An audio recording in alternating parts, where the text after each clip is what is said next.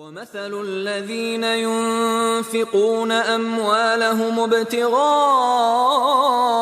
مرضات الله وتثبيتا من أنفسهم كمثل جنة بربوة أصابها وابل فآتت أكلها ضعفين فإن لم يصبها وابل فطل واللہ بما تعملون بصیر۔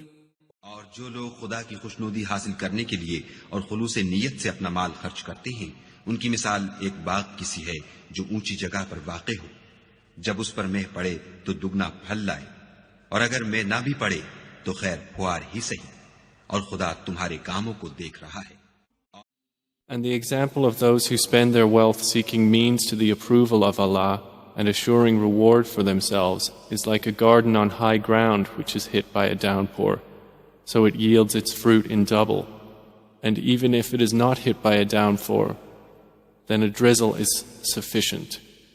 And Allah of what you do is seeing.